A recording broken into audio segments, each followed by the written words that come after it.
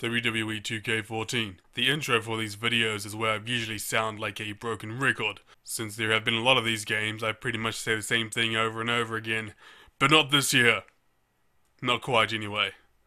See, this is a year where THQ didn't publish the WWE game. Nope.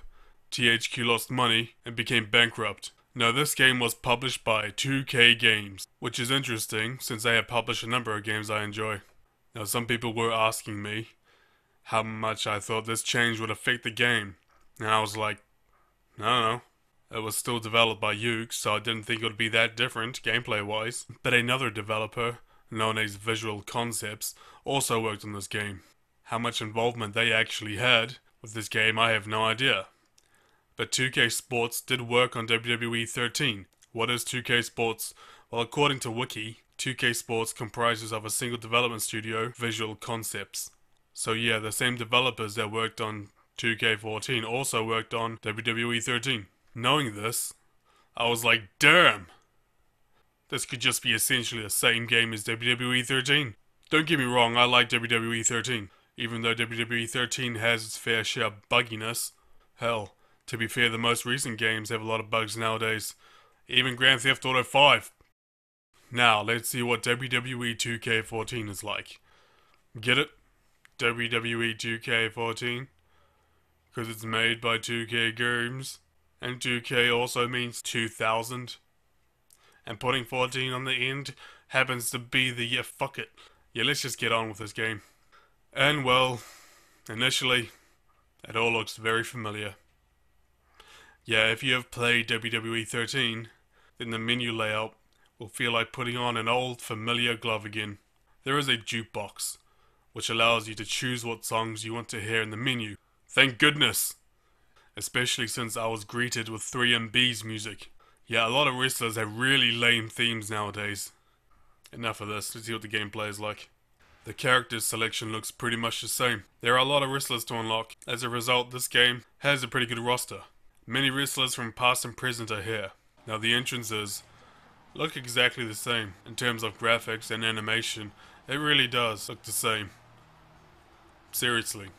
Here's 13 and 2K14 side by side. Still, maybe Triple H is a pretty bad example. Now the same can be said about the actual gameplay too. It looks and plays exactly the same. Clearly the graphics and gameplay were not the main priority for 2K14. Now while the gameplay is the same, I do want to talk about it.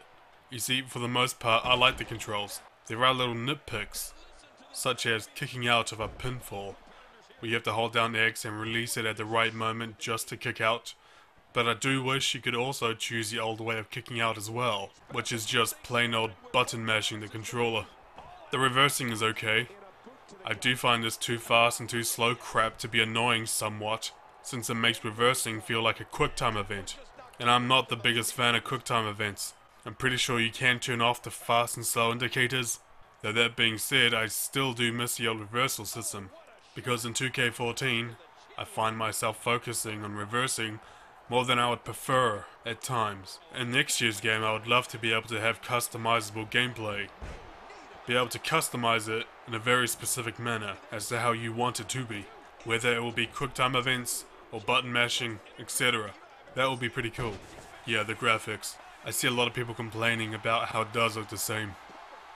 Personally, it doesn't bother me very much. You see, the WWE games in this series have never been graphical powerhouses. Well, Shut Your Mouth at the time was a milestone for this series' graphics, but it was never the forefront of these games. 2K14 is already pushing what the PlayStation 3 is capable of. The 6-man Hell in a Cell really lags. This isn't the developer's fault.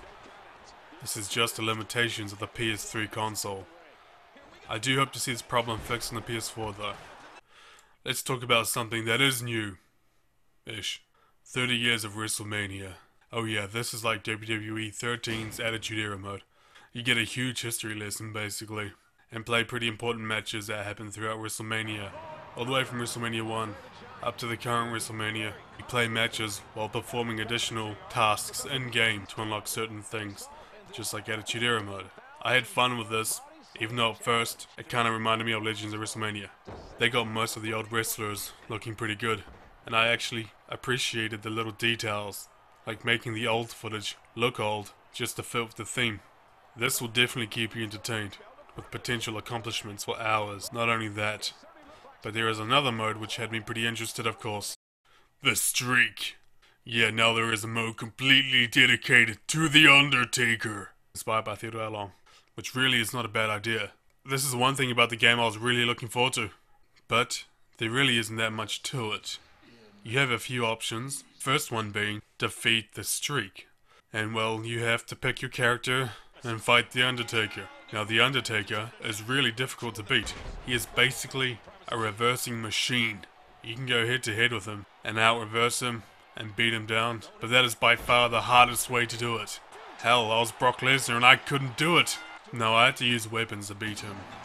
And if you think using weapons sounds like a cop-out, it's not. Undertaker can absorb a massive amount of damage. You can hit him in the head of the chair repeatedly for like 10 minutes, and he'll still kick out at one.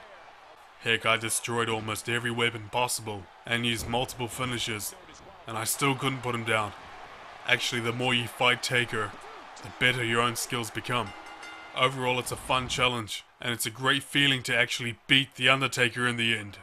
And then have your sense of accomplishment destroyed by looking at the leaderboard. I just made the top 1,000. That was a little while ago. By now, I'll be lucky to be in the top 1 million. But it's cool to see how you compare to others. Kinda. Then there is Defend the Streak mode.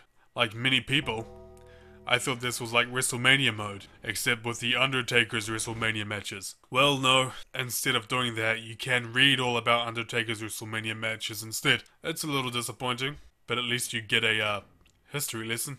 Now, Defend the Streak is just a gauntlet match. You face random wrestlers, one-on-one, one coming out one after another, and you keep doing this for as long as you can until you lose.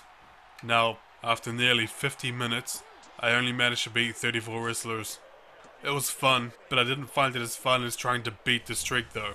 So, overall, WWE 2K14, I like the main modes this game has to offer, but on the other hand, it really does feel very similar to WWE 13.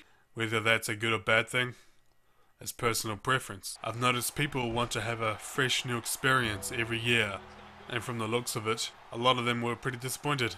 I would like to see them evolve more in terms of graphics and gameplay and customizability, and I'm hoping the new consoles will allow them to do so. Personally, I have no interest in buying the game until the price comes down. Despite WrestleMania mode and the streak, and the fact you can actually edit wrestlers' appearances here from the head down, it just doesn't give me a good enough reason to pay full price. It's a bit of a shame, really. Oh well. Perhaps the PS4 and the Xbox One can help breathe new life into the series. That's what I'm hoping. That's been my review. Thanks for watching.